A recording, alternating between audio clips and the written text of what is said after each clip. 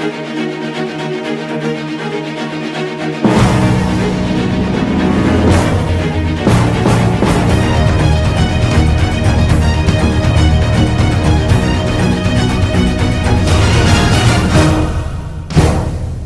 मित्रों, नमस्कार।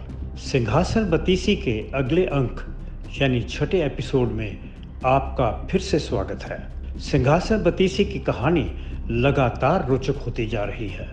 जब भी राजा भोज राजा विक्रमादित्य के सिंहासन पर विराजने का प्रयास करते हैं तो कोई न कोई सिंहासन पर जड़ित पुतली राजा भोज का रास्ता रोक लेती है और अपने प्रश्नों की झड़ी लगा देती है। अभी तक 5 पुतलियों के प्रश्नों का वो सामना कर चुके हैं और अब छठी पुतली, जिसका नाम है रवि भामा, राजा भोज से अपने प्रश्नों का उत्तर चाहती है। रवि भामा पुतली ने राजा भोज से बड़ी ही शिष्टता से कहा, राजा भोज, मैं आपको राजा विक्रमादित्य के सिंहासन पर तभी बैठने दूंगी जब आप मेरे प्रश्नों का उत्तर दे देंगे। तुम्हारे क्या प्रश्न है रवि भामा? राजा भोज ने पूछा। रवि भामा ने कहना शुरू किया, राजन, आपको सिद्ध करना होगा कि आपने राजा विक्रमादित्य जैसे पराक्रमी, धैर्य और अतिथि सत्कार जैसे कार्य किए हैं। तो चलिए मैं आपको एक कथा सुनाती हूँ। राजन, एक दिन की बात है कि महाराजा विक्रमादित्य शिप्रा नदी के तट पर बने अपने महल की वाटिका में भ्रमण कर रहे थे और आनंदित हो रहे थे कि अचानक उनकी नज़र नदी तट पर पहुंचे 3 ऐसे प्राणियों पर पड़ी जिनके शरीर पर वस्त्र फटे पुराने थे, चेहरे से दीनता और दरिद्रता टपक रही थी। उनमें एक पुरुष, एक स्त्री और एक बच्चा था। तीनों एक दूसरे का हाथ थामे वेगवती नदी की धारा में बहते चले जा रहे थे और चिल्ला रहे थे, बचाओ बचाओ। राजा विक्रमादित्य ने तुरंत उनको बचाने के लिए नदी में छलांग लगा दी। बहुत यत्न करने के पश्चात राजा उनको किनारे पर ले आए। जब वो तीनों सामान्य अवस्था में आ गए तो राजा ने पूछा, आप लोग कौन हो और आपने नदी में कूदकर अपनी जान लेने की कोशिश क्यों की? मैं गरीब ब्राह्मण विप्रदास हूँ, पुरुष बोला। ये मेरी पत्नी और ये मेरा बच्चा है। हम आपके राज्य की प्रजा हैं। अपना जीवन यापन गरीबी में करते करते जब हार गए तो सोचा कि ऐसे जीवन से लाभ क्या। यही सोचकर हमने नदी की धारा में कूदकर अपने प्राण देने का निश्चय किया। हमने नदी में कूदकर प्राण त्यागने का निर्णय तो ले लिया, लेकिन नदी में कूदने के बाद जीवन का मोह पैदा हो गया। आपने हमारे प्राण बचाकर हम पे बहुत बड़ा उपकार किया है। इसे उपकार मत समझो, ये तो राजा का कर्तव्य है, अपने राज्य की प्रजा की जीवन रक्षा करना। मैंने तो केवल अपना धर्म निभाया है। हम जन्मजात से अत्यंत निर्धन हैं राजन। कोई बात नहीं, अब चिंता मत करो और मन से आत्महत्या का विचार त्याग दो। आज से तुम मेरे अतिथि हो। यहाँ तुम्हें किसी प्रकार का कष्ट नहीं होने दिया जाएगा, राजा ने कहा। विप्रदास बोला, एक बार फिर से सोच लो राजन, अतिथि सत्कार करना इतना सरल नहीं होता। राजन बोले, मैं निभाने का प्रयास करूंगा। तुम लोग जिस ढंग से भी रहना चाहो रहो, राजा ने वचन दिया। और इस प्रकार वचन देकर राजा विक्रमादित्य उन तीनों को अपने महल में ले आए। गरीब ब्राह्मण विप्रदास का परिवार महल में आकर अपने मन मर्जियां करने लगे, हर एक को आदेश देने लगे।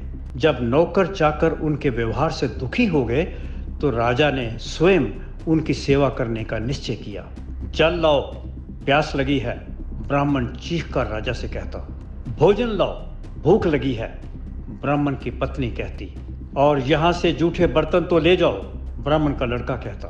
राजा विक्रमादित्य भाग भाग कर उन सब के आदेशों का पालन करते और उफ तक भी नहीं करते। राजन, मेरे पैरों में दर्द हो रही है, पैर दबाओ, विप्रदास राजा को आदेश देता। राजा विक्रमादित्य फौरन उसके पैर दबाने लगते।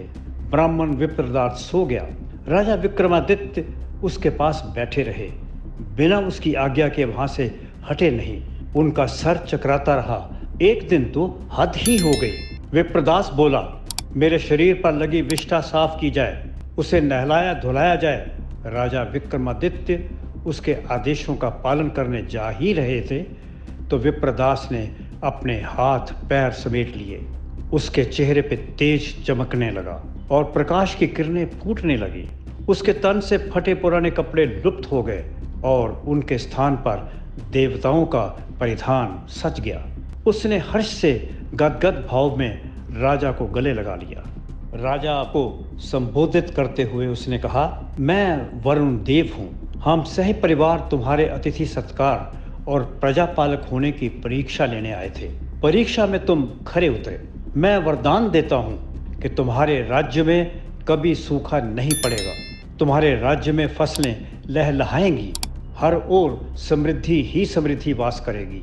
ये कहकर वरुण देव सह परिवार अंतर्धान हो गए।